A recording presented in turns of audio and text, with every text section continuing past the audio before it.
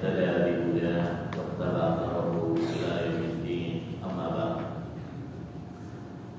Ma'asyiral muslimin wal muslimat, ayyuhal ikhwah wal akhwat yang semoga senantiasa dirahmati dan diberkahi oleh Allah Subhanahu wa taala. Insyaallah taala mulai pada kesempatan kali ini dan berikutnya kita akan mengkaji salah satu buku yang sangat penting, yaitu Al-Arba'una Fi-Sibyan, 40 hadis seputar anak. Harapannya dengan kita mempelajari hadis-hadis Nabi Muhammad SAW seputar anak ini, kita lebih banyak mengetahui tentang hak-hak anak dan apa kewajiban kita sebagai orang tua terhadap anak, sehingga mudah-mudahan Allah Subhanahu wa taala menjadikan anak-anak kita sebagai anak-anak yang saleh, penyejuk mata bagi orang tuanya baik di dunia maupun di akhirat.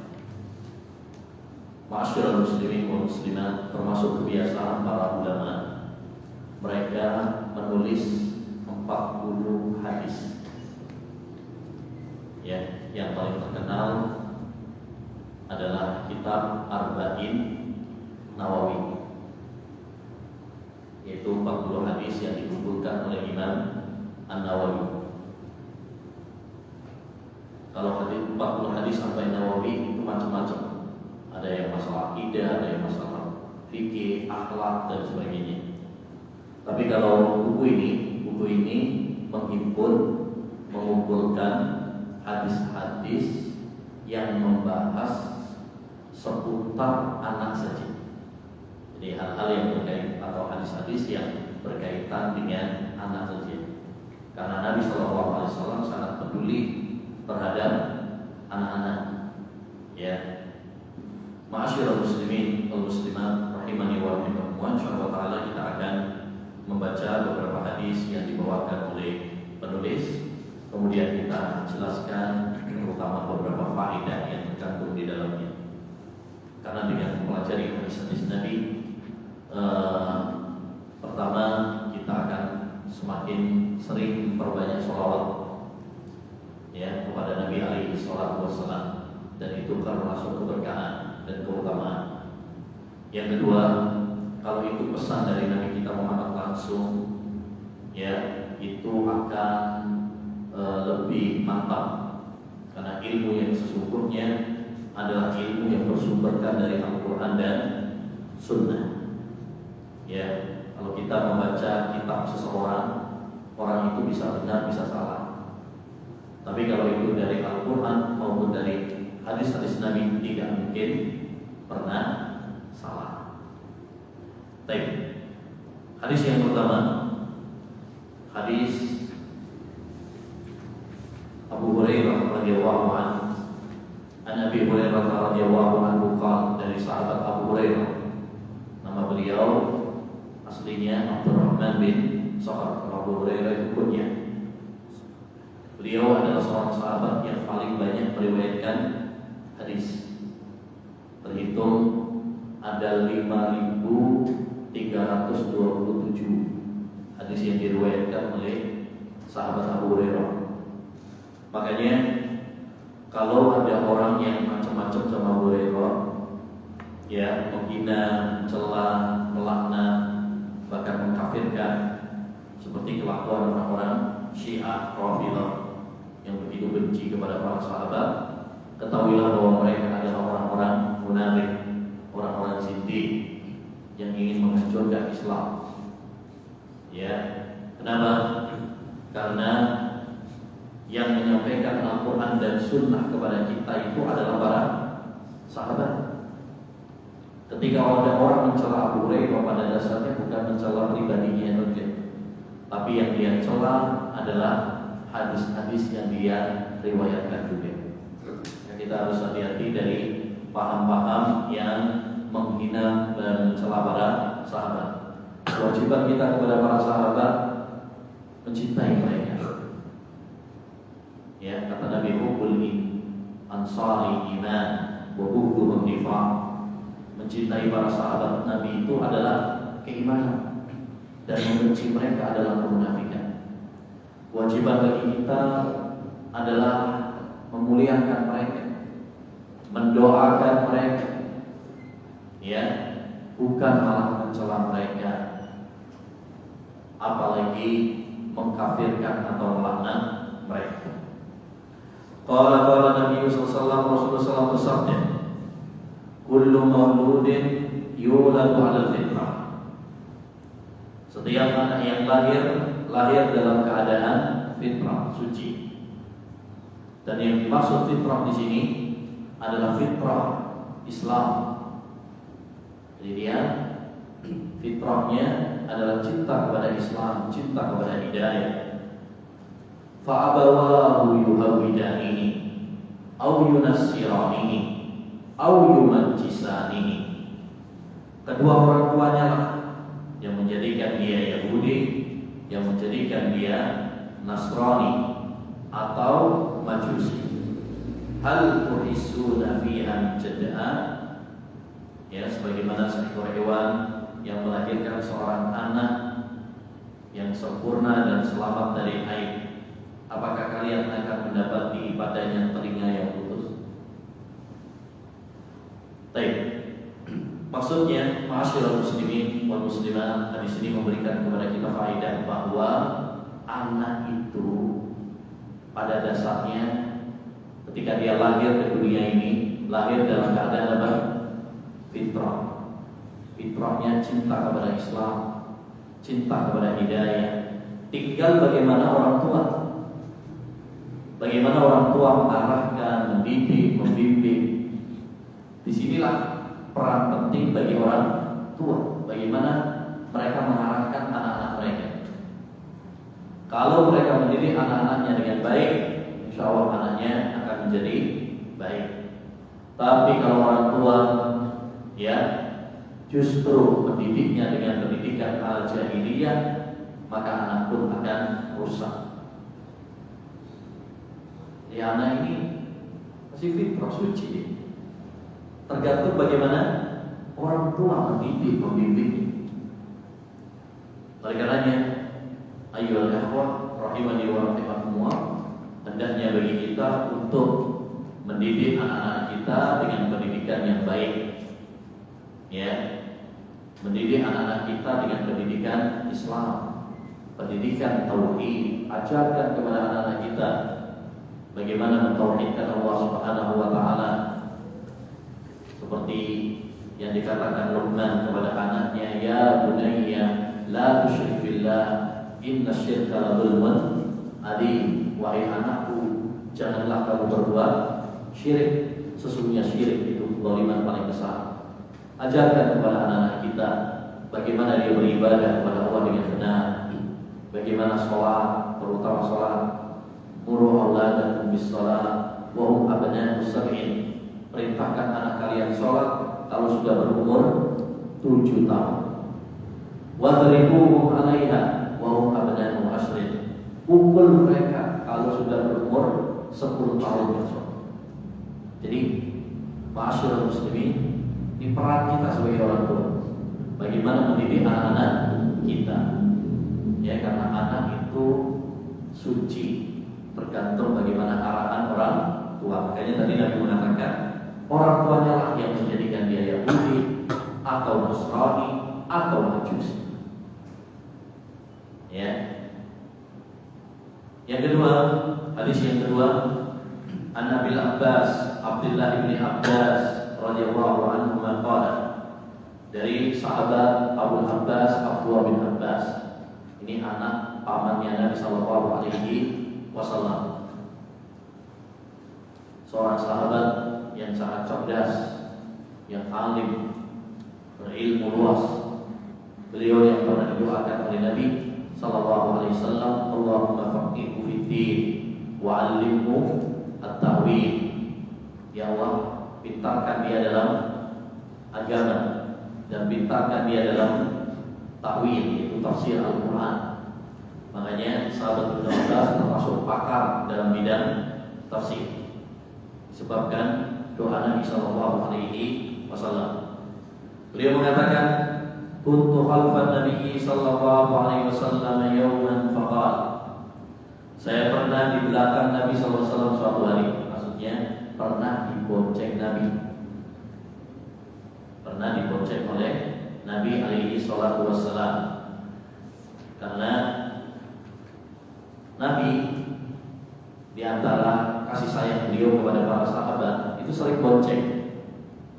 Ya, beliau yang nyetiri malah membonceng para sahabat. Dan para sahabat yang dibonceng itu sangat senang sekali, karena itu menunjukkan apa? Kasih sayang Nabi, kedekatan Nabi. Sampai-sampai dibukukan oleh para ulama. Ya, ada Imam Ibnu Mandah tulis buku Arda Nabi, daftar sahabat-sahabat yang pernah dibonceng sama Nabi. Ya, di antaranya berarti Ibnu Abbas masuk dalam hadis tersebut, yaitu orang-orang yang dibonceng sama Nabi. Nah, ketika Nabi SAW bonceng Ibnu Abbas, Nabi SAW memanfaatkan momentum tersebut untuk memberikan nasihat. Nah, ini juga faedah penting ya. Kalau kita lagi jalan-jalan, bonceng anak kita, nganterin dia ke sekolah, atau cuma sekedar jalan-jalan, manfaatkan itu baik-baik untuk memberi apa? Nasihat kepada anak kita. Ya, makanya ini salah satu momentum yang disarankan oleh para ulama untuk memberi nasihat kepada anak-anak kita. Ada 3 momentum yang disebutkan oleh para ulama. Satu, yaitu pas lagi bonceng jalan-jalan. Yang kedua, saat makan. Saat makan. Yang ketiga, saat anak kita sakit. Itu 3 momentum yang sangat dianjurkan oleh para ulama rahimahullah untuk memberi nasihat kepada anak kita. Nabi SAW kemudian mengatakan, ya ulam inni u'allimuka kalimat.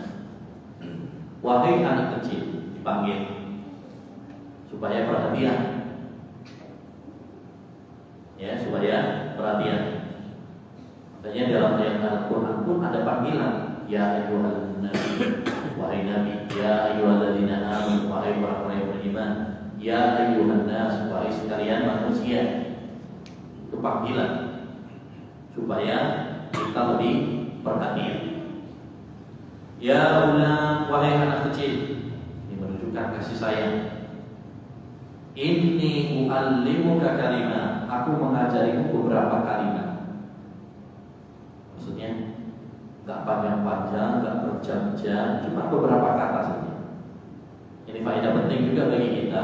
Kalau kita memberi nasihat kepada anak kita, ya cukup dengan kalimat-kalimat yang singkat dan mudah dicerna oleh anak. Ya, cuma nasihati anak saja. Nyantol oleh 1-2 ton. Jadi nggak usah banyak-banyak. Yang penting apa? Singkat, mudah dipahami oleh anak. Apa kata beliau? Ihfadillah yahfadka, ihfadillah tajidhu tujah, idza sa'alta fas'alillah, wa idza ista'anta fasta'in billah. Jagalah Allah, niscaya Allah akan menjaga. Jagalah Allah, engkau akan mendapatinya di depan. Ya, maksudnya kita kalau melaksanakan perintah-perintah Allah, menjauhi larangan-larangan Allah, niscaya Allah SWT akan menjaga kita, menjaga harta kita, menjaga keluarga kita. Kalau kita baik sama Allah, Allah pun akan baik sama kita. Kalau kita lalai kepada Allah, Allah pun akan melalaikan kita. Al-jaza'u min jinsil amal. Balasan itu tergantung kepada amal perbuatan kita. Kemudian Nabi mengatakan, kalau kamu minta kepada Allah saja. Ini tauhid. Iya karena wa iya karena nasta'in. Hanya kepada Engkau yang kami beribadah dan hanya kepada Engkau kami minta pertolongan. Jadi Nabi SAW menanamkan kepada sahabat Ibnu Abbas yang saat itu masih kecil, ditanamkan tentang apa? Tauhid. Makanya salah satu materi penting yang perlu kita tanamkan kepada anak-anak kita adalah tentang tauhid. Tanamkan kepada anak-anak kita tauhid yang benar kepada anak-anak dengan bahasa yang mudah dicerna oleh mereka. Ya. Wa'lam anna al-ummata law ijtama'at ala an yanfa'uka bi syai'in lam yanfa'uka illa bi syai'in qad katabahu Allahu lak. Ketahuilah bahwasanya umat apabila mereka bersatu untuk memberikan manfaat kepadamu, ya, mereka tidak akan bisa memberi manfaat kepadamu kecuali dengan sesuatu yang telah ditakdirkan oleh Allah padamu. Wa in ijtama'u ala an yadurruka bi syai'in lam yadurruka illa bi syai'in qad katabahu Allahu 'alaik. Dan jika mereka berkumpul untuk memberikan bahaya kepadamu, mereka tidak akan bisa memberikan bahaya kepadamu kecuali dengan yang telah ditakdirkan oleh Allah. Rufi'atil aqlam wa jaffatis suhuf. Telah diangkat pena dan telah kering catatan. Maksudnya beliau di sini menanamkan kepada sahabat Ibnu Abbas tentang apa? Tawakal dan iman kepada takdir. Jadi kalau kamu tidak mentakdirkan kepadamu, tidak usah takut. Bismillah, tawakal kepada Allah SWT. Kita tidak akan terkena bahaya kecuali dengan takdir Allah SWT. Ya, nggak perlu apa? Takut, nggak perlu panik. Segala sesuatu sudah ditakdirkan oleh Allah. Selama kita berjalan di atas jalan yang benar, nggak perlu takut. Begitu Nabi SAW menanamkan kepada sahabat Ibnu Abbas. Jadi hadis ini menunjukkan kepada kita beberapa faedah. Faedah yang pertama tadi, anjuran memberi nasihat kepada anak, ya, di sela-sela jalan-jalan, bonceng, ya, kita manfaatkan momentum tersebut. Dari hadis ini juga dapat kita ambil faedah hendaknya kita sayang kepada anak-anak. Salah satu bentuk sayang yaitu dengan memberi nasihat. Ya, Nabi tadi memanggilnya dengan panggilan sayang juga. Ya ulah, wahai anakku, anak kecil. Ya, seperti ya bunayya, wahai anakku. Itu bahasa-bahasa yang halus dalam bahasa Arab. Maka ini faedah penting juga. Kalau kita mau memberi nasihat kepada anak, carilah bahasa-bahasa yang lembut supaya diterima sama anak. Ananda misalkan, anak soleh, ya, anak ganteng misalkan, anak umi, anak abi misalkan. Itu lebih apa? Halus, lebih mudah diterima. Beda kalau sampai misalkan mau nasihatin anak, belum sudah manggilnya anak nobel, misalkan anak nakal. Itu anak langsung apa? Berontak. Jadi ini faedah penting. Kalau kita memberi nasihat, maka hendaknya dengan kata-kata yang halus, lembut. Ya. Dan di antara faedah juga dari hadis yang mulia ini adalah hendaknya yang kita tanamkan kepada anak-anak kita adalah apa? Tauhid, iman. Ini hal yang paling penting untuk kita tanamkan kepada anak-anak kita supaya ketika tumbuh dewasa, dia tumbuh dewasa di atas tauhid, tumbuh dewasa di atas iman kepada Allah Subhanahu wa taala. Ya. Hal ini sama seperti yang ditanamkan oleh Luqman. Ya, saya sarankan kepada para orang tua, baik ayah maupun ibu, ya untuk baca surat Luqman, terutama wasiat Luqman kepada anaknya. Itu penting untuk dibaca. Nah, hal pertama yang ditanamkan oleh Luqman kepada anaknya adalah tentang apa? Tauhid. Ya bunayya la tusyrik billah, innasyirka la dzulmun adzim. Wahai anakku, janganlah kamu berbuat syirik kepada Allah Subhanahu wa taala. Karena sesungguhnya syirik itu kezaliman yang paling besar.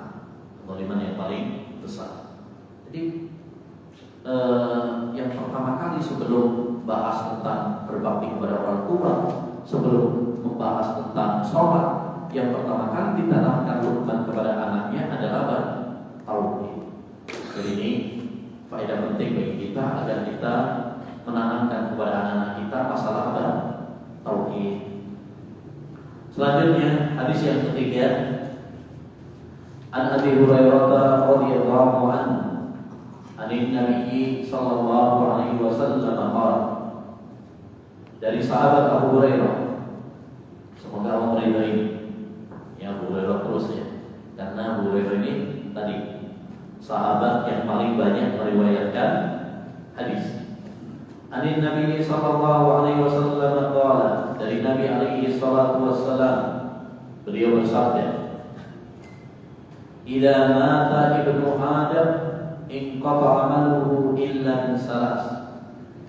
Apabila anak Adam meninggal dunia, ya, manusia meninggal dunia, kita semuanya keturunan Adam. Apabila telah meninggal dunia, terputuslah amal perbuatannya kecuali dari 3. Artinya ladang beramal itu di dunia ini selama kita masih hidup. Makanya mumpung kita masih hidup, gunakan untuk beramal.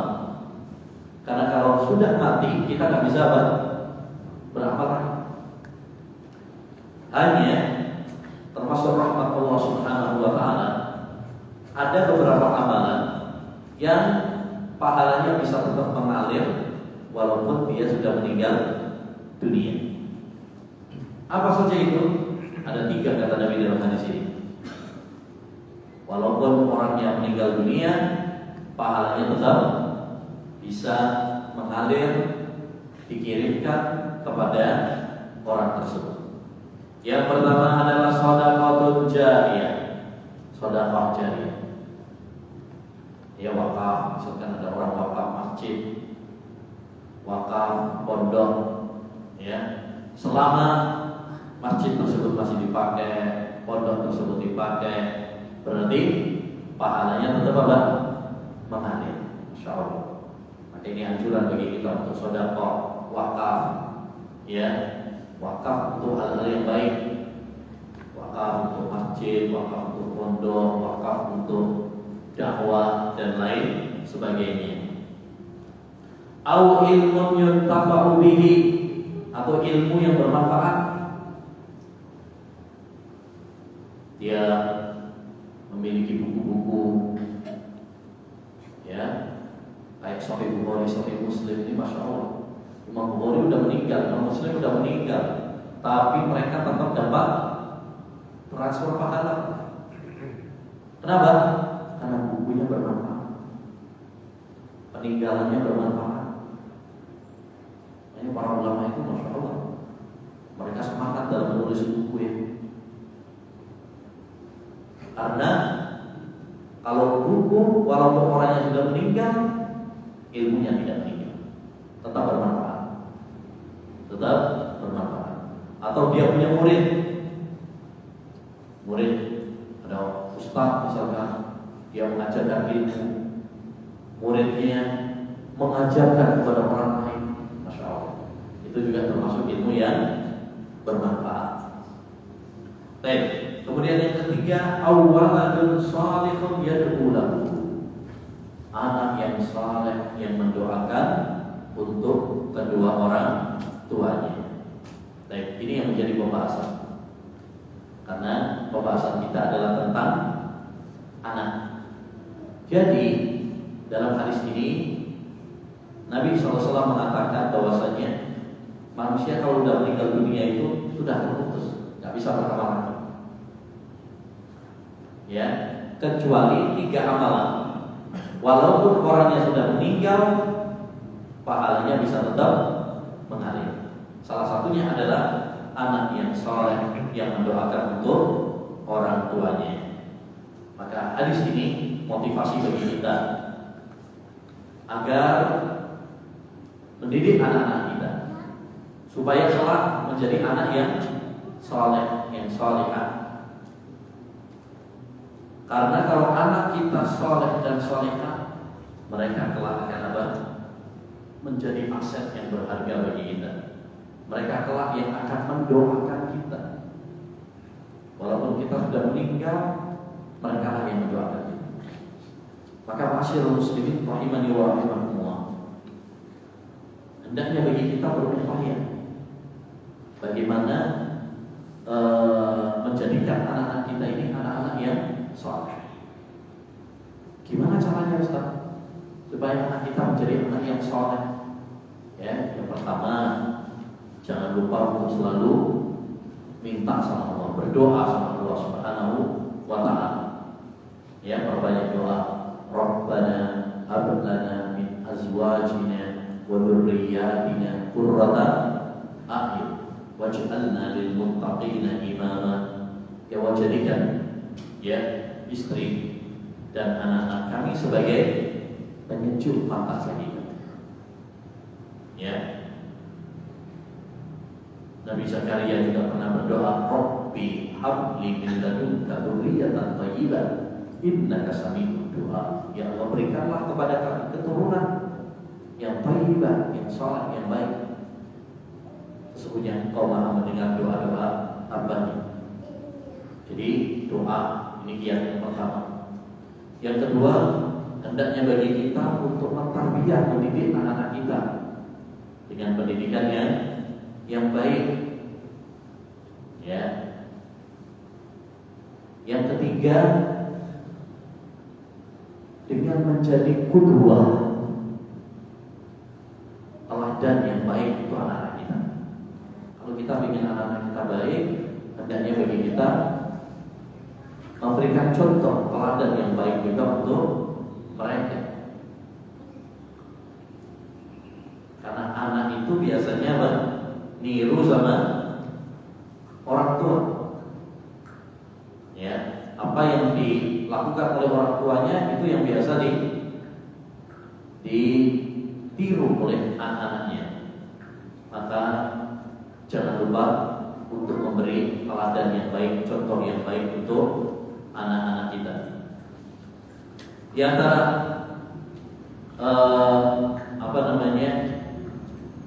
kiat untuk menjadikan anak-anak kita anak-anak yang saleh adalah selektif dalam pergaulan mereka. Jadi carikan teman-teman yang baik untuk anak-anak kita, karena teman ini memiliki pengaruh yang sangat besar. Lingkungan juga demikian, sekolahan juga demikian. Ya, jangan sembarangan menaruh anak kita di sekolah-sekolah yang kelak kita akan menyesalinya karena merusak malahan, atau kita biarkan dia berteman dengan orang-orang yang rusak. Ya, hendaknya bagi kita orang tua mencarikan untuk anak-anak kita teman-teman yang baik.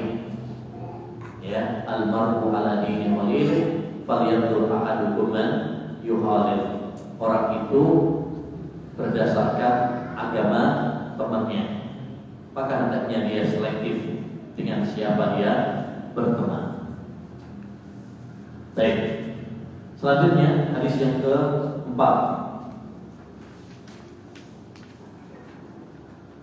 Qala Ibnu Abbas mengatakan, tuwfiya Rasulullah sallallahu alaihi wasallam wa ana ibnu 10 sinin. Ketika Rasulullah SAW wafat, umurku baru 10 tahun. Dari kecil ya, 16 ya. Baru 10 tahun. Dalam riwayat yang lain, Rasulullah wafat sedangkan saya masih baru kita. baru hitan. Nah, hitan itu boleh sampai balik. Ya pokoknya dia sebelum balik. Tak boleh sampai balik belum dihitan, itu tak boleh. Baik. Tufiya Rasulullah SAW pada Ibnu Ashri sini. Rasulullah wafat sedangkan saya berumur 10 tahun. Waqad qara'tul muhkam. Aku telah menghafal al-muhkam. Ya. Faqultu lahu, aku mengatakan kepadanya, wa mal muhkam? Qala mufassal. Ya, yaitu surat-surat Al-Qur'an yang mufassal. Mufassal itu akhir-akhir. Ya, akhir-akhir. Ya, mulai dari surat Al-Hujurat, ya, itu namanya mufassal. Al-Hujurat, Qaf, Dariyat, An-Najm, ya.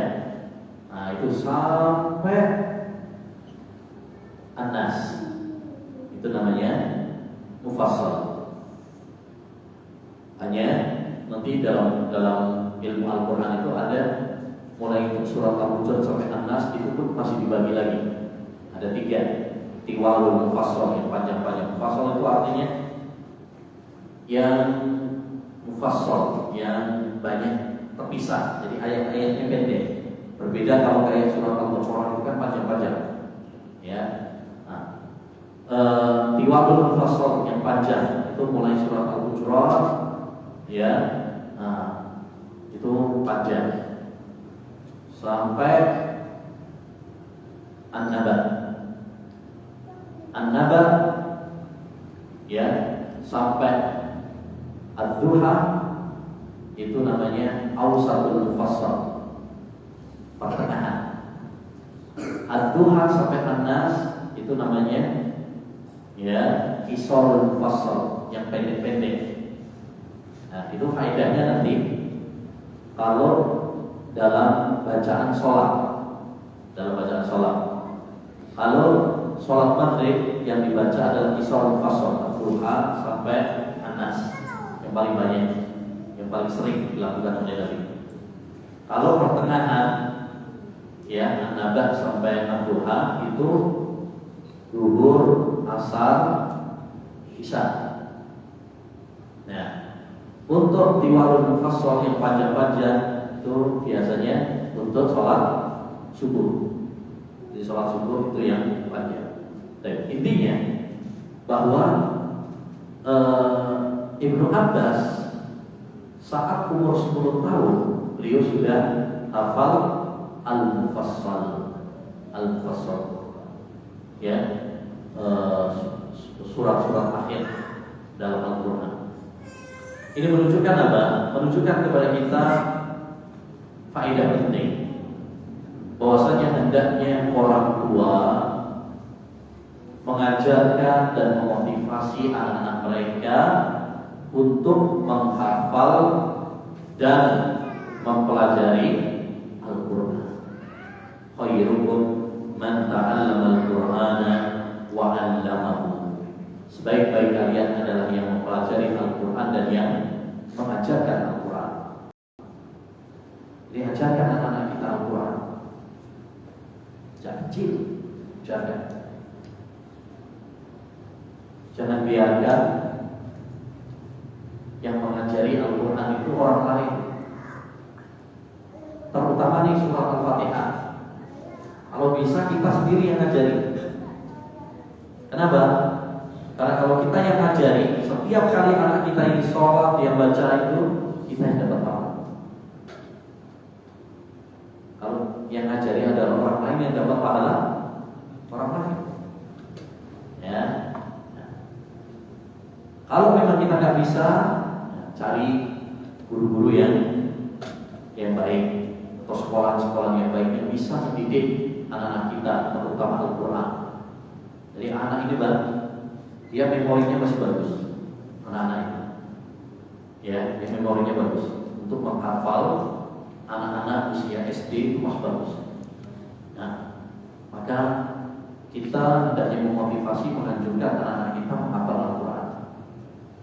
Karena anak itu kalau dia sejak kecil menghafal Al-Quran, insya Allah ke depannya dia akan menjaga hafalan Al-Qur'annya dengan cara menjalankan perintah-perintah Allah dan menjauhi larangan-larangan. Sehingga ini memotivasi dia, anak-anak kita tersebut. Kalau dia sudah hafal Al-Quran, dia akan menjaga dirinya. Dia akan berusaha untuk menjadi anak yang saleh. Ya, jadi ini anjuran bagi kita untuk mengajarkan anak-anak kita Al-Quran. Seorang salaf pernah mengatakan, la tazalu hadhihi ummatu bi khair ma ta'allama sibyanu al-Quran. Umat ini akan senantiasa dalam kebaikan apabila anak-anaknya senantiasa mempelajari Al-Quran. Ya, umat ini akan dalam kebaikan selama anak-anaknya belajar Al-Quran. Makanya kalau kita baca sirahnya para ulama dulu ya, Masya Allah luar biasa. Ada yang umur 7 tahun sudah hafal Quran, umur 10 tahun sudah hafal Quran. 30 juz tuh, bukan juz 30. Ya, 30 juz. Ya. Nah, kalau sekarang kita kadang tua ya belum apa-apa Quran. Ya. Kalau dulu ulama-ulama dulu Masya Allah, umur 7 tahun, 10 tahun itu sudah biasa. Ya, sudah biasa. Karena apa? Orang tuanya sejak kecil yang ditanamkan adalah Al-Quran. Sejak kecil yang diajarkan Al-Quran. Ya, sekarang ini kita banyak yang salah mendidik. Anak-anak kecil bukan diajari Quran, malah diajari nyanyian, ya TK-TK misalnya. Bukan yang diajarkan Quran, bukan yang diajarkan hadis, tapi yang diajarkan adalah nyanyian. Ya, ini salah dalam mendidik anak-anak. Kalau kita ingin anak-anak kita saleh, maka didik anak kita ya agar mereka menghafal Al-Quran, mempelajari Al-Quran, dan memahami Al-Quran. Ini agar kelak dia tumbuh dalam ketaatan kepada Allah Subhanahu wa taala. Sab'atun yudhilluhumullah fi dhillih yauma la dhilla illa dhilluh. Kata Nabi alaihi salatu wassalam, 7 golongan yang akan mendapatkan naungan Allah Subhanahu wa taala di suatu hari yang tidak ada naungan kecuali naungannya. Ya. Salah satunya apa? Wasyabun nasya fi ibadatillah. Pemuda yang tumbuh dalam ketaatan kepada Allah. Kita ingin anak kita ini tumbuh dalam ketaatan kepada Allah Subhanahu wa taala. Dengan cara apa? Kita ajarkan mereka pendidikan agama. Ya. Selanjutnya yang kelima, An Ibnu Abbas radhiyallahu anhuma, anna Nabiy sallallahu alaihi wasallam dakhala al-qala wa wada'tu lahu wudu'an qala man wada'a hadha fa'ukhbira wa qala. Dari sahabat Ibnu Abbas, ya, bahwasanya Nabi sallallahu alaihi wasallam pernah masuk toilet. Ya, bagi manusia. Karena Nabi SAW manusia biasa. Qul innama ana basyarun mislukum. Katakanlah saya itu manusia seperti kalian. Yuha ilayya. Tapi diwahyukan kepada saya. Itu perbedaannya. Tapi dia manusia biasa. Sehingga tak boleh bagi kita berlebihan. Tapi dia juga Nabi. Ya. Maka tidak boleh bagi kita untuk meremehkan dan merendahkan. Sehingga kita tengah-tengah. Gak boleh merendahkan, gak boleh juga berlebih-lebihan. Fawaqtu lahu wudu'an. Saya, yaitu Ibnu Abbas, yang saat itu masih kecil. Subhanallah, ya, kecil nih. Yang tadi dia mengatakan apa? Saat Rasulullah wafat, umurnya 10 tahun. Ini Rasulullah masih hidup. Berarti belum 10 tahun. Dia nyiapkan air wudhu untuk Nabi. Masya Allah. Kemudian Nabi mengatakan, siapa yang nyiapkan ini Kok ada yang menyiapkan air wudhu? Ya, sama dulu Pak ya. Air itu harus disiapkan, harus nyari dulu, nimba dulu gitu kan. Nggak kayak sekarang. Sekarang sekali yang menyiapkan tinggal buka keran gitu aja. Dulu harus ada yang menyiapkan. Siapkan dulu nimba air, ya susah. Ketika ada yang menyiapkan, Rasulullah tanya, siapa yang menyiapkan ini? Maka beliau dikabarkan yang menyiapkan adalah Ibnu Abbas. Ini saat beliau Ibnu Abbas di rumah Maimunah. Maimunah itu bibitnya Ibnu Abbas, istrinya Nabi SAW. Salah satunya adalah Maimunah. Salah satu istri Nabi itu adalah Maimunah. Nah, Maimunah itu adalah istrinya Nabi SAW, bibitnya Ibnu Abbas.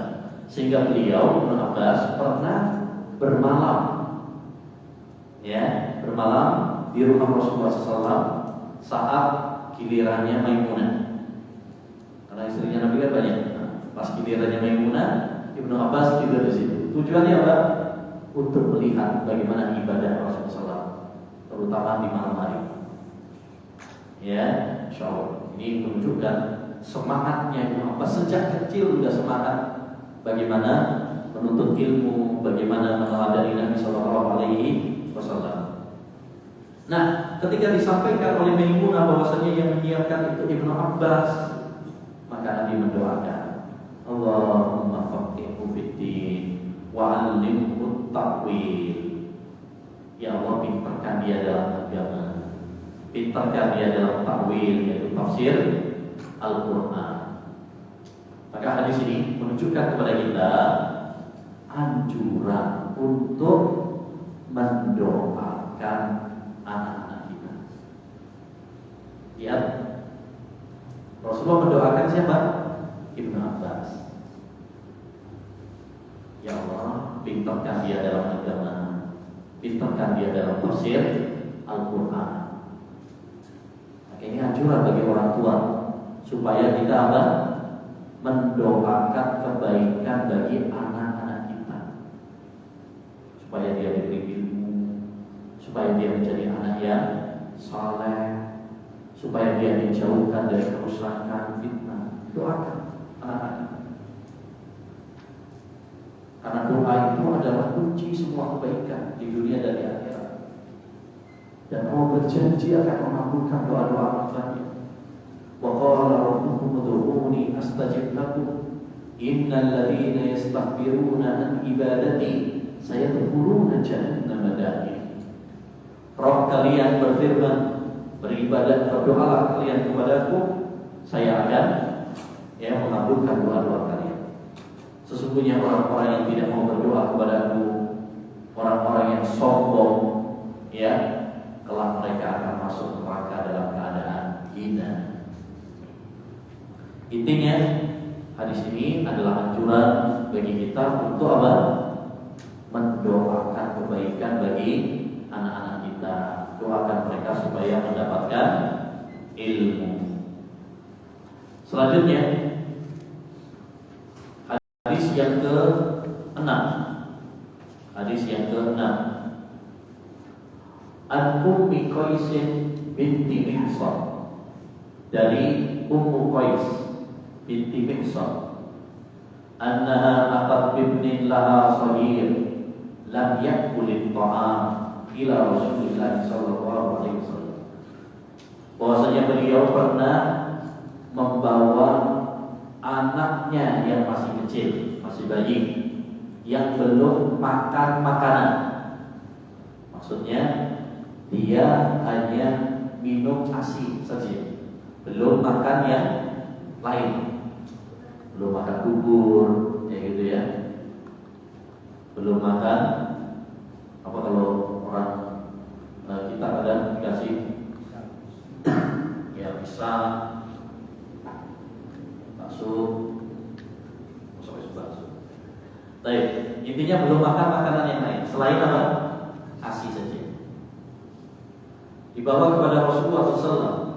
Fa'ajlasahu Rasulullah SAW fi hijri. Lalu Rasulullah SAW menaruhnya, memangkunya di pangkuannya. Ini ya, Rasulullah sangat sayang sama anak-anak. Ya, sayang sama anak-anak. Jadi ada seorang wanita bawa anak kecil kepada Rasulullah SAW, dipangku sama Nabi SAW. Karena Rasulullah itu sangat sayang kepada semuanya. Wa ma arsalnaka illa rahmatan lil alamin. Ya, tidaklah kami mengutusmu kecuali sebagai kasih sayang bagi rahmat bagi semesta alam. Fabala ala taubihi. Terus Rasulullah kencing. Anak tadi kencing di bajunya Rasul. Udah dipangku, malah ngompol. Ya, jadi ya, zaman dulu belum ada pampers juga. Sudah dipangku sama Nabi, nggak taunya anaknya ngompol. Tapi apakah Rasulullah marah? Enggak. Rasulullah nggak marah. Pada akhirnya Rasulullah SAW minta diambilkan air. Pada doa wala yasil. Rasulullah hanya memercikkan ke air, ya, dipercikkan ke baju yang kena, ya, ngompolan tadi. Wala yasil, Rasulullah nggak mencucinya, cuma dipercikin saja. Baik, hadis ini menunjukkan kepada kita beberapa faedah. Faedah yang pertama, kasih sayang Rasulullah SAW kepada anak kecil. Maka ini anjuran bagi kita juga, hendaknya kita itu sayang sama anak kecil. Rasulullah sayang sama anak kecil. Ya, Rasulullah sering mencium cucu-cucunya Hasan dan Husain. Rasulullah SAW pernah beliau itu yudliku lisana, menjulurkan lidahnya. Kalau bahasa Jawa ini mudah bayi. Itu dilakukan oleh Rasulullah SAW. Jadi Rasulullah begitu sayang sama anak-anak.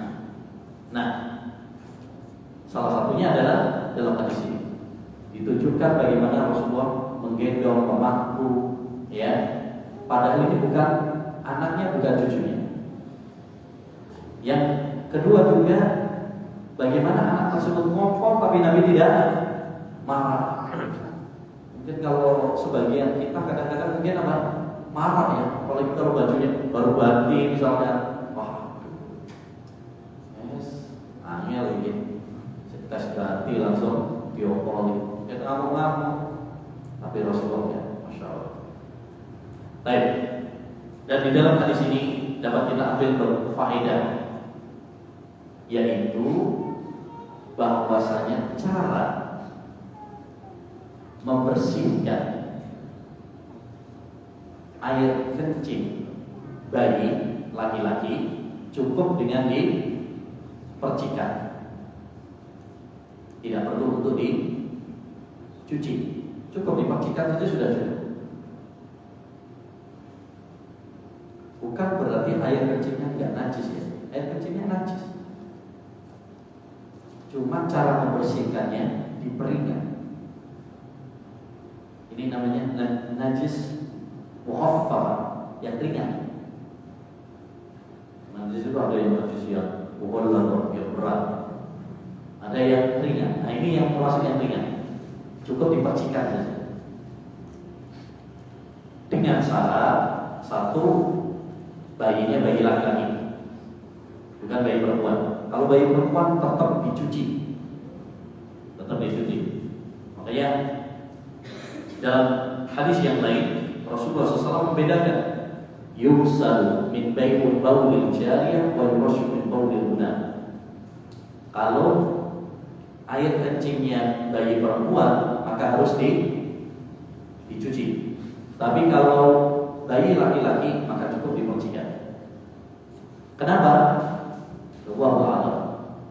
Ya, sebagian para ulama menyebutkan hikmahnya, sebagian para ulama mengatakan ini perkara yang ta'abudi ya, perkara ibadah, kita tidak tahu hikmahnya secara pasti.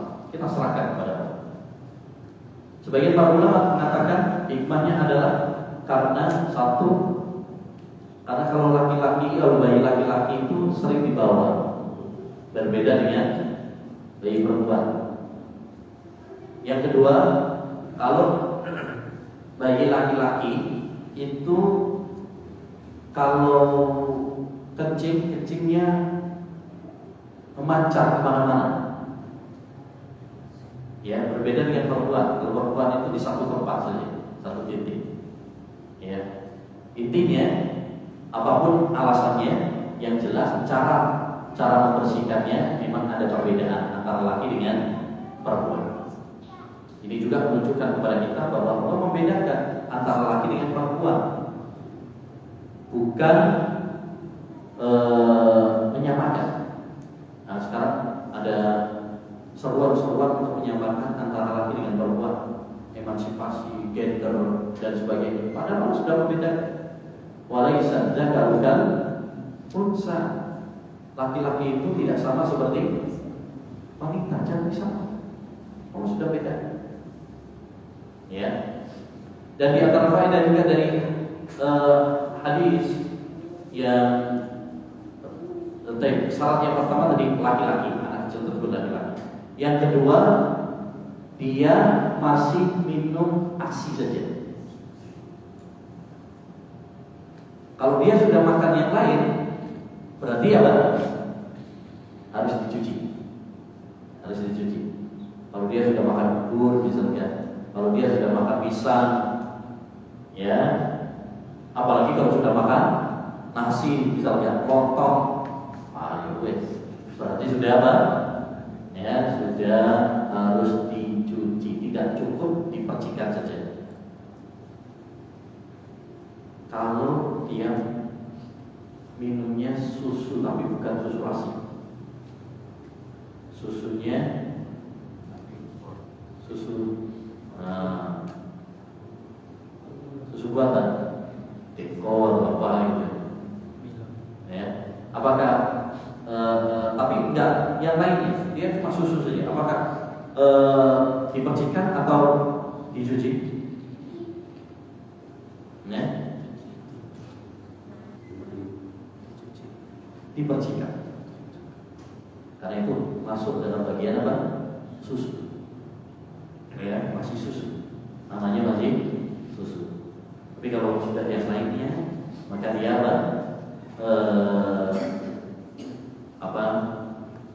harus dengan dicuci. Intinya kalau masih susu, baik susu air ASI ibunya langsung atau tadi ya susu buatan, atau kadang kan mungkin ASI tapi nggak langsung pakai gel misalkan, itu juga masih masuk dalam kategori hadis ini. Yang penting dia masih cuma susu saja, tidak ada makanan selain dari susu. Baik. Selanjutnya hadis yang ke-7, hadis dari sahabat Abu Hurairah radhiyallahu anhu, bahwasanya Nabi sallallahu alaihi wasallam mengatakan al-fitratu khamsun. Fitrah itu ada 5. Al-khitanu, yang pertama adalah khitan, sunat. Wal istihdadu, istihdad itu adalah mencukur bulu kemaluan. Wa nadful ibil, ya, mencabut bulu ketiak. Wa taqlimul afar, dan memotong kuku. Wa qassus sarib, dan merapikan kumis. Ini yang disebut dengan sunanul fitrah. Sunanul fitrah. Cuma mana di sini yang berkaitan dengan anak kecil? Kalau yang ketiak atau kumis kan belum, berarti hitam ya.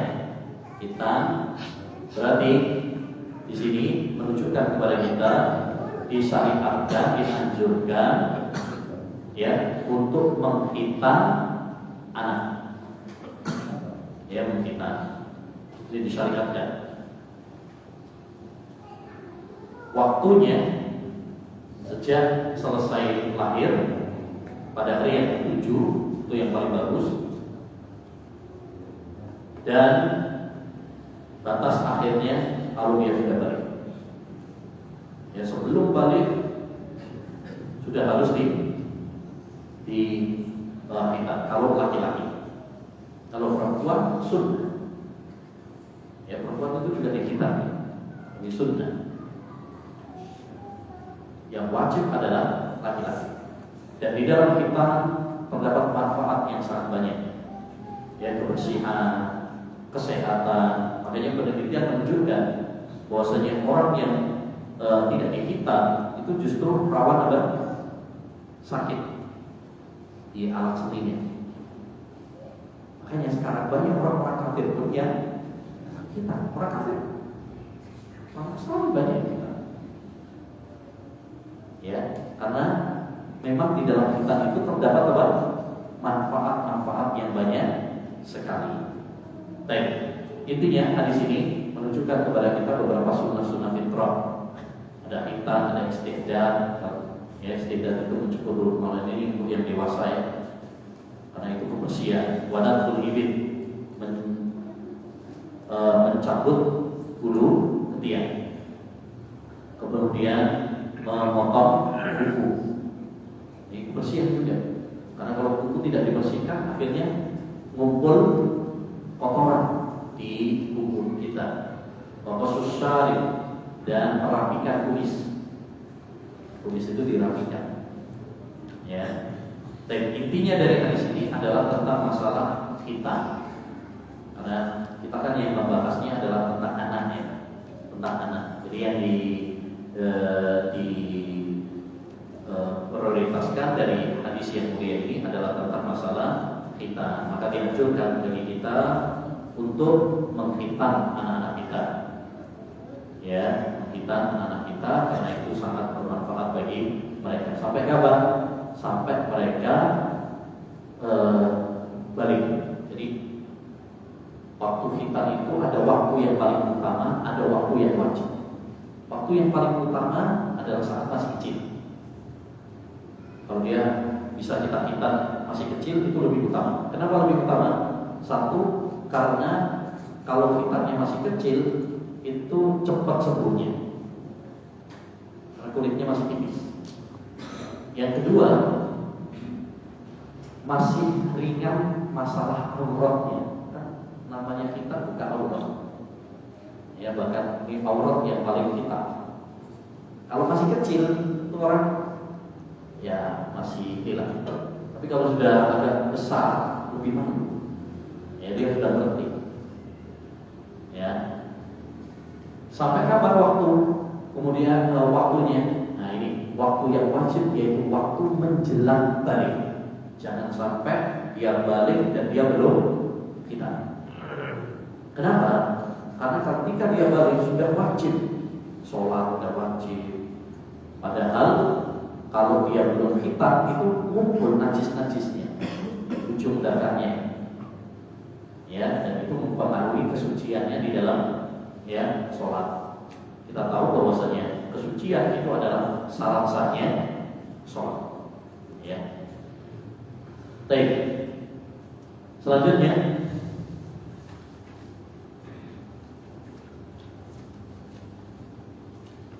Hadis yang ke-8, perintah untuk melatih anak-anak kita sholat. Nabi SAW mengatakan, "Muru auladakum bis-shalah wa hum abna'us sab'i sinin." Perintahkan anak kalian sholat kalau mereka sudah berumur 7 tahun. Karena umur 7 tahun itu mumayyiz, dia sudah bisa membedakan. Sudah bisa membedakan. Udah ngerti, diajak ngomong itu udah ngerti. Umur 7 tahun. Wadribuhum 'alaiha wa qabla asli, pukul mereka kalau sudah 10 tahun nggak mau sholat. Padahal belum balik, 10 tahun belum balik juga. Tapi kenapa Rasulullah SAW menekankan di sini? supaya nanti terbiasa. Anak itu perlu dilatih, perlu dibiasakan sejak kecil. Karena kebiasaan sejak kecil akan membentuk karakter di masa muda dan di masa tuanya. Kalau dia sejak kecil sudah dilatih dengan ibadah kepada Allah SWT, nanti terbiasa. Anak kecil sudah terbiasa sholat, insya Allah. Setelah dewasa, setelah balik mudah. Tapi kalau sudah terlambat, setelah SMA baru kita perintahkan sholat, angel. Walaupun ya tetap kita perintahkan juga ya, tapi agak susah. Kenapa? Ya, dia udah besar, bisa ngelawan. Kayaknya anak-anak kalau udah besar, baru diperintahkan, baru dididik, biasanya apa? Ngelawan, minggat, ya nantang lah. Bahkan sebagian kalau sudah anak itu udah SMA, badannya lebih gede daripada bapaknya ibunya. Karena bapaknya takut juga. Nah, makanya didik anak sejak kecil. Salah satu yang paling ditekankan adalah masalah sholat. Karena sholat ini ibadah yang sangat-sangat penting sekali. Maka Rasulullah memerintahkan kepada kita untuk melatih anak-anak kita, mendidik anak-anak kita, membiasakan anak-anak kita sholat sejak kecil. Tapi kapan? Mulai umur 7 tahun. Jadi anak umur 7 tahun diajak ke masjid, tapi didampingi ya. Jangan biarkan anak kita ke masjid tapi kemudian apa? Lari ke sana kemari sehingga malah mengganggu yang lain. Ya. Nah, perhatikan umur 7 tahun. Sebelum umur 7 tahun, ya sebaiknya tidak dibawa ke masjid. Sebaiknya. Ya, kenapa? Karena sebelum umur 7 tahun itu belum mumayyiz, dia gak sah, sholatnya gak sah. Anak misalkan baru 3 tahun, 4 tahun itu belum sah sholatnya. Ya belum sah. Jadi percuma kalau kita misalkan bawa ke masjid untuk sholat pun mungkin malah bikin ribut aja. Tapi kalau umur 7 tahun dia sudah ngerti, sudah bisa untuk diarahkan. Ya. Tapi kalau memang ada hal yang mendesak, ya apa dulu. Ya, selama kita bisa mengkondisikan. Tapi yang paling penting jangan sampai membawa anak sampai terus bikin ribut, ya di masjid ramai teriak-teriak, ya kesana kemari. Nah ini yang perlu diingatkan. Kemudian di antara faedah juga dari hadis yang mulia ini adalah bolehnya orang tua pukul anak dalam rangka mendidik. Karena Nabi mengatakan wadribuhum 'alaiha. Ya, pukullah mereka kalau mereka enggak mau sholat ketika sudah berumur berapa? 10 tahun. Kalau umur 7 tahun belum dipukul. Umur 10 tahun. Jadi Rasulullah itu bertahap memerintahkannya secara bertahap. Ya. Jadi mukul anak itu boleh. Yang penting memenuhi beberapa syarat. Syarat yang pertama, tujuan memukul kita adalah untuk mendidik, bukan untuk melampiaskan amarah, emosi. Tujuan kita mendidik. Yang kedua, anak tersebut tahu kenapa dia dipukul. Jangan sampai kita pukul anak, anaknya nggak ngerti kenapa saya kok dipukul. Ya, dia harus tahu kenapa, apa alasannya, apa sebabnya dia dipukul. Jelaskan. Yang ketiga, tidak boleh pukulan tersebut sampai melukai. Ya, dipukuli misalkan sampai muntah darah, sampai patah tulang,